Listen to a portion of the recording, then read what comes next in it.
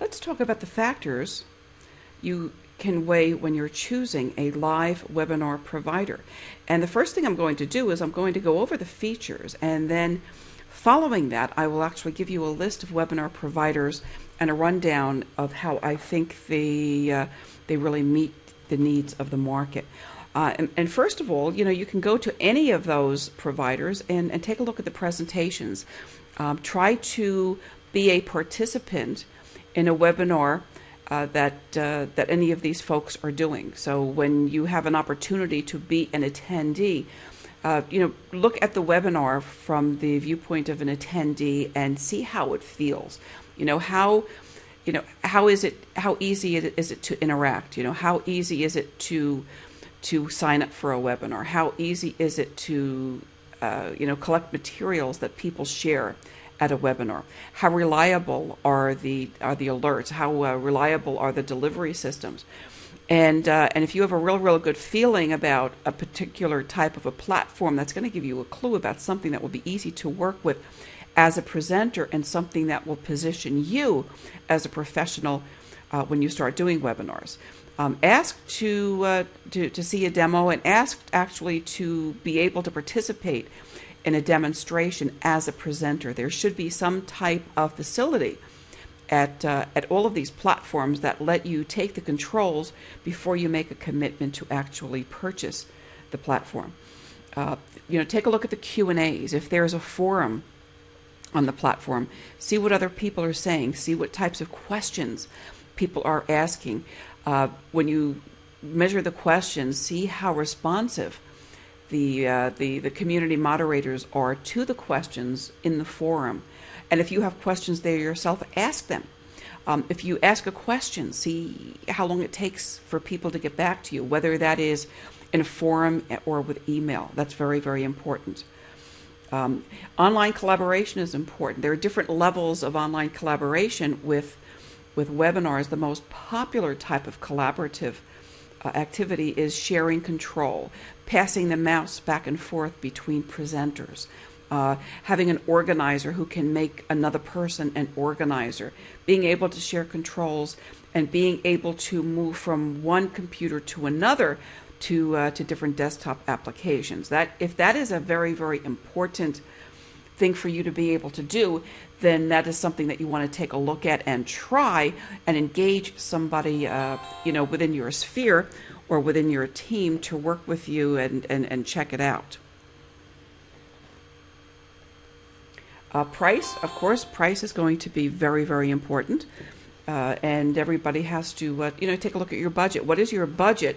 And how is this number reflected? You may not have a number, a line item on your budget right now for webinars, but if you have a line in your budget for marketing and advertising, then this can easily fall within that. So see what your budget is. Are you budgeting your lead generation in terms of cost per lead? Do you have an overall number? What does that look like and how does that relate? Take a look at that. What is the return on investment? When you're looking at the platforms, a good question to ask is about training. Is the training included with your purchase? Is there some level of one-on-one training or group training, or is all of the training online? And if you need help, what can you do about that to get the extra help? That's a very, very good question to ask any of the webinar providers. And is it scalable? You may start with a very, very small platform, let's just take a look at GoToWebinar as an example. If you start with their GoToMeeting platform that may give you 25 seats, you may be very, very happy, and you may go for a long time. You may work for a long time with very, very small groups, and that may be absolutely fine. But if your audience grows, if your business grows, if you need something that's scalable, that you can expand, how does that work? Take a look and ask your webinar provider, exactly how that works in your business, and what the prices are that are attached to additional seats. How easy is it to use? This is very, very important. Webinars are pretty easy. You don't really need a whole lot of advanced tech savvy, but you who is using it and what is the level of expertise of the people who are going to be organizing, setting it up, and presenting. Are you going to be presenting? And what is your level of expertise? Some of the platforms are very, very intuitive and easy. Some of them, have a lot of hiccups. Again, you really, really want to get behind the wheels and try anything, even just to demonstrate it to yourself before you make a final commitment. Customer support is very, very important. Is it included? That's a good question to ask. Some people will include support, or some webinar companies will include support across the board. Some of them have support at different price points, and some of them have different levels of support. What are your must-haves in terms of the features? Make a list of your must-haves and make sure that the platform that you decide to work with has all of that. And also double check and make sure that that they have the security that you need for the type of webinars you're going to do, whether those are sales webinars or training webinars, meeting webinars. Security is very, very important. Let's go over the list now. Let's talk about some of the leading platforms and how they work. GoToWebinar is the one I think most people are familiar with in the real estate industry, because that's the one most real estate vendors and most real estate trainers are using. GoToWebinar lets you really scale a large audience. It lets you talk to a very, very large audience. You can get GoToWebinar platforms starting at about 50 seats to 100 seats to 500 seats to 1,000 seats and more. Of course, the price is going to increase and go up, with more seats, but it's very, very scalable. It's the one that most people use. GoToWebinar has had a little bit of a checkered history. But they are really, really coming along. They've done some really, really great stuff. They have a sister platform called GoToMeeting that is designed for smaller groups, up to 25 or so. Very, very cost effective. You can use them for meetings. You can use them for trainings. And if you have the kind of a webinar outreach program with consumers that it really is only going to have small groups, then GoToMeeting may be all you actually need moving forward. WebEx has been the gold standard of webinar training and webinar platforms forever. For a long time, WebEx was really cost prohibitive, and that was the biggest problem because they never really had a problem in terms of quality. This is a global company. They have all the bells and whistles, and right now I'm working with a beta program for WebEx that is very, very promising, great for recordings, very, very reliable, very easy to use, and definitely worth checking it out.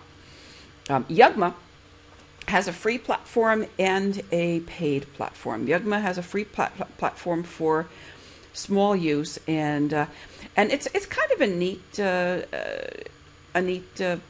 tool. The problem I had for a long time really was reliability. So I don't think the free platform is something you want to use if you're going to be, doing anything that's really important, because you can't afford for it to be going down. I found reliability not to be a good issue. The other problem with Yugma was the recording. They really haven't evolved with the recording. However, it is neat. They also have a very, very nice interface with Skype, and you might want to check it out just for the heck of it. They've been around for a long time. I confess I haven't, played with it recently. I've been very, very busy, but it definitely is worth something to worth looking at. Live Meeting is a Microsoft product. I see Live Meeting mostly in the government arena. I see some of the government agencies using Live Meeting on a large scale with very, very big audiences. They seem to do a really good job with recordings. They're very good with with live presentations. Incidentally, GoToWebinar, GoToMeeting, WebEx, and Yugma will let you work with PowerPoint presentation, with the animations that you see, and with live on the web presentations. You go live on the web. When I talk about animations, I'm actually talking about bulleted web points that come in one at a time. A little bit of flash here and there. Some animations with illustrations and pictures and things like that. So that's kind of neat. AnyMeeting is a free platform. I mention that because I see some popular coaches and vendors in real estate starting to use that. They have a free version and a paid version. The free version is actually good for as many as 200 people in a setting, and it seems to work very, very well, and very, very good recording abilities. The problem that I see with that is that it is supported by advertising. And I just have, I just have to wonder how professional it really looks to be doing a webinar and a large webinar on a free platform that is very obviously a free platform. I think it makes a statement. I'm not sure that's the wisest thing to do. However, it's a neat platform, and they do a really, really good job even with a large group. So if that's something that doesn't trouble you, then you probably want to take a look at that. Instant Teleseminar is another really good platform, and it's very, very cost competitive. It's very easy to use. Of all of them, I think that Instant Teleseminar may be the easiest to use. It works with PowerPoint presentations or other documents that you upload to the web first prior to the actual event. So you cannot use PowerPoints with animations, and you can't go live on the web. They offer instant playback. They also have a corresponding teleseminar program. Some people use that, mostly for the teleseminar use. As soon as a presentation is finished, it's live, and it's very, very, very, very good. So that may be something you want to take a look at. There's actually a workaround to the animation issue that used to trouble me when I was using it, the fact that I couldn't make my animations work, but I'll show you what I mean by that. I'll do a quick video that shows you a workaround to the Instant Teleseminar lack of animation with a PowerPoint. Skype.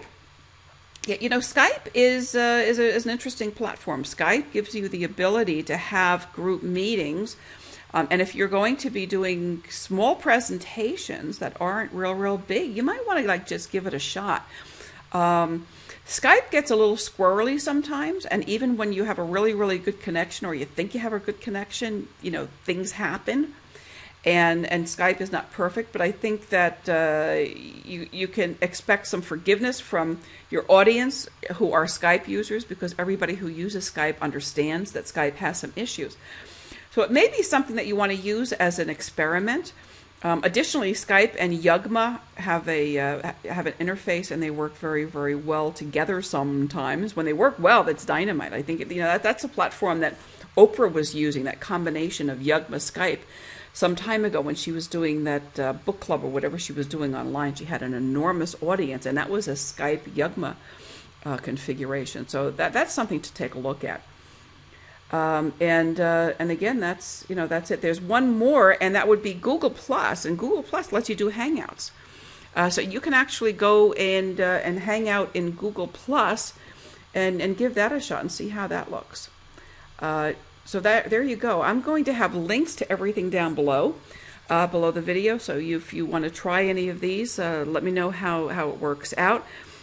If you have a place to leave comments, if this is appearing in, I'm going to be posting this in a couple of different places. So if this is appearing somewhere where you can leave a comment and you find something interesting on one of these platforms, and you would be kind enough to share it with us, we would sure appreciate it a whole lot. Thanks a lot.